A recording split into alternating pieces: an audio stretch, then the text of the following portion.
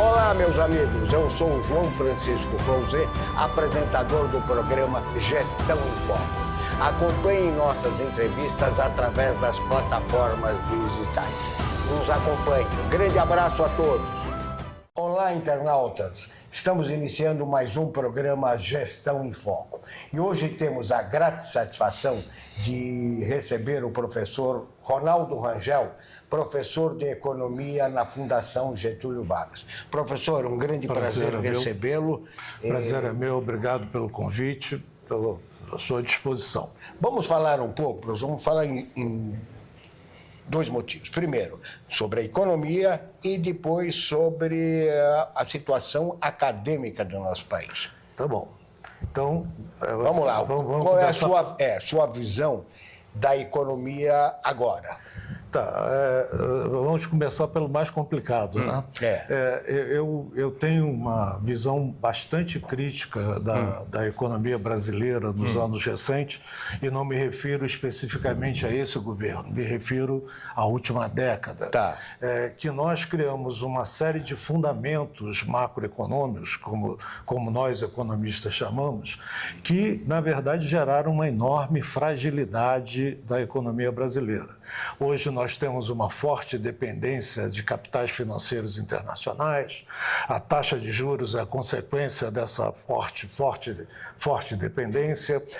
Nós temos, por diversos motivos, sinais que levam a um PIB modesto, não é insignificante, não é nesses termos que eu estou dizendo. Mas também não é nenhuma... Não é nenhuma maravilha, considerando a média global, é um PIB baixo. Se não houvesse a Venezuela, seria um PIB abaixo da média da América Latina. Né? Enfim, foram escolhas que nós fomos fazendo e aí não dá para culpar nenhum governo, que é a escolha da sociedade. Né?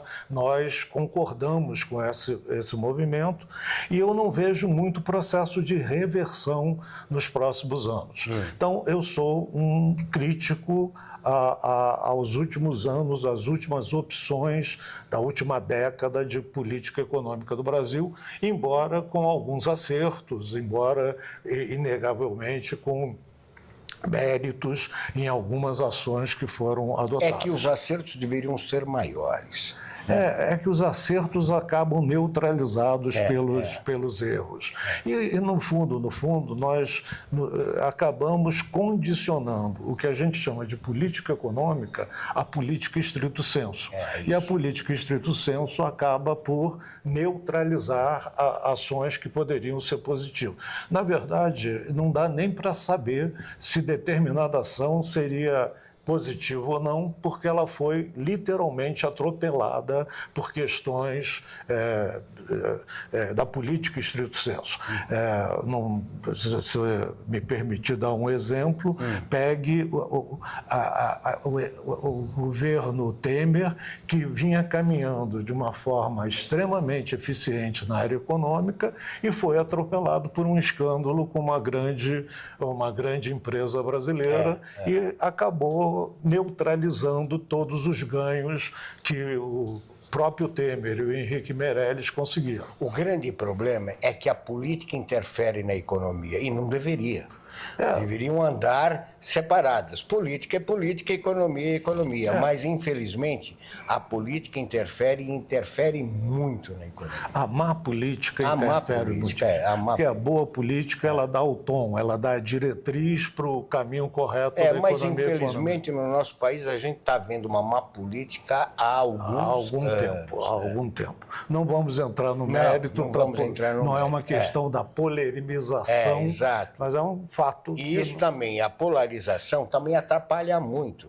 Existe a esquerda, existe a direita. O Brasil é um só. Vamos nos unir e fazer com que esse país cresça e cresça bastante. Isso.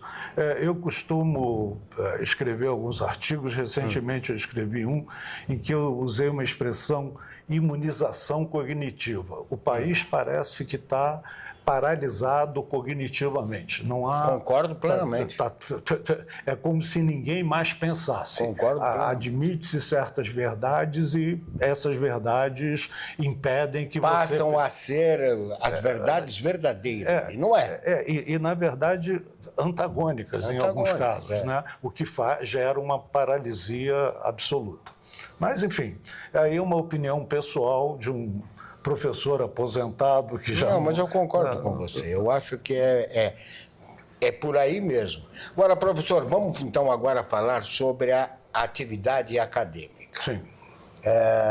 Eu sou professor há 35 anos, você deve ter o mesmo tempo que você leciona. E a gente vem notando que o ensino no Brasil vem caindo muito. Como reverter essa situação? Olha só, você podia fazer umas perguntas mais fáceis de vez em quando, né?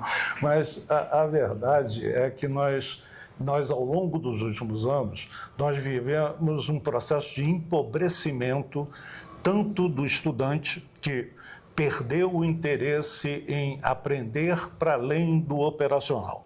Então, é muito difícil você, numa turma de economia, você desviar de questões operacionais ou de cálculos e tal, e fazê-los refletir sobre possibilidades do futuro, fazê-los refletir sobre um mundo que possa ser mais digno, mais justo para todo mundo. Isto não existe mais, pelo menos nas disciplinas que eu leciono. Tá? E, em segundo lugar, essa pauperização acabou pauperizando também os conteúdos. Então, você me disse agora que dá aula há 35 anos, eu tenho certeza que a sua aula hoje comparado com 35 anos atrás, é superficial. Você não consegue dar um conteúdo um pouco mais profundo. Não, porque os alunos não conseguem acompanhar. Esse é o problema. Eu acho que a própria escola, os próprios centros de formação acabaram dando esta condição para o aluno, facilitando o aluno. Quer dizer, ele não é obrigado a fazer um esforço acima do que seria o normal. A média está bom. Então, a média está bom. Um dos grandes problemas que eu vejo foi a proliferação dos cursos de faculdade. Cada esquina tem meia dúzia de cursos.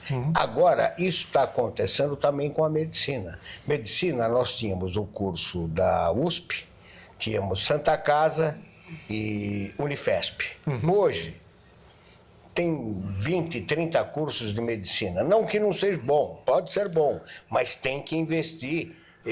Eu fiquei sabendo que tem faculdades de medicina que não tem hospital-escola. Como que você vai treinar o aluno se você não tem hospital-escola? Eu não sou da área de saúde, mas pelos dados que eu conheço, não tem vaga suficiente em residência para a pessoa fazer a formação em hospital. Então, a residência médica. A residência, exatamente. Então, você tem uma massa de estudantes que não vai conseguir fazer residência, e aí começa a se criar alternativas que são facilitadoras, né? Então, uma pós-graduação em cardiologia acaba substituindo uma residência em cardiologia, e nós dois sabemos que não é verdade. Não é verdade. Porque na pós-graduação a pessoa não vai enfiar um catéter, não vai fazer uma residência é justamente para você colocar em prática a teoria. Exatamente. Você passa 3 anos no hospital só atendendo isso. Agora, a pós-graduação, você vai ver exposto na aula, você não vai pôr a mão no paciente. E, na verdade, a verdade é que nós temos alguns centros de formação que trabalham com robótica, robôs que falam, gemem e tal, mas mesmo assim não é a mesma coisa. Na nossa área, economia, o máximo que você pode acontecer é deixar alguém mais pobre. Mas na medicina, você pode matar. Exatamente. Mas aí é uma questão de o governo começar a fiscalizar esses cursos, porque tem muito curso, não só de medicina, direito, economia, administração, engenharia, cada esquina tem uma faculdade. E há uma mística nos governos recentes que nós teríamos que estar no mesmo padrão de número de alunos no ensino superior de países desenvolvidos. Para você ter uma ideia, nós temos menos alunos de ensino superior do que na Argentina. Tá certo? Então. E aí eles começam a abrir cursos, liberar cursos privados. Os institutos federais, alguns são excelentes, não há como negar isso, mas tem outros que não têm infraestrutura mínima para funcionar. E você vai abrindo vaga e acaba tirando cursos de engenharia, medicina e alguns outros, excesso de vaga, né? Então, alunos que foram mal preparados no ensino médio assumem uma cadeira para fazer um curso que tem um grau relativo de sofisticação. Não vou nem citar economia, mas citar, sei lá, um curso de contabilidade que precisa ter um mínimo de discernimento para lidar com aquela coisa. E aí o que acontece? Você forma profissionais de baixo nível. Aí, uma coisa que eu tenho notado, o cidadão entra na faculdade, faz um curso, vamos supor, de economia. Ele, quando começou o curso, ele era caixa de banco. Ele terminou o curso, ele vai continuar a caixa de banco. Ele não vai aproveitar o curso que ele fez. Primeiro que, às vezes, nem consegue acompanhar. E eu acho que o mais grave é a frase que eu usei, a imunização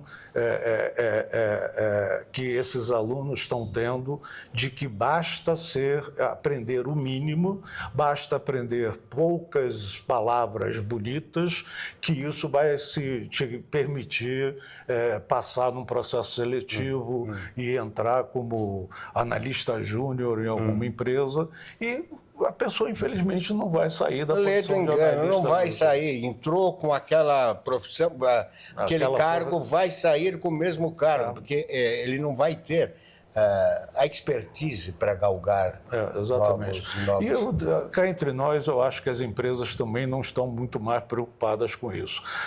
Eu tenho a convicção que quem toca as empresas no Brasil é a média gerência, os níveis superiores tem o belo discurso e nenhuma prática, e para baixo são alunos, são recém-formados que não conseguirão, naquela empresa, ter a experiência necessária para trabalhar numa outra empresa ou fazer o óbvio que nossa geração fazia. Nós entrávamos num tipo de atividade e poucos anos depois nós estávamos fazendo outra atividade completamente diferente. Nós éramos preparados para ter um certo grau de ecleticidade para mudar de funções. Nós tínhamos um famoso programa Training Job. Você ficava 3 meses em cada área e se aprendia tudo. Exatamente. Hoje não tem mais isso.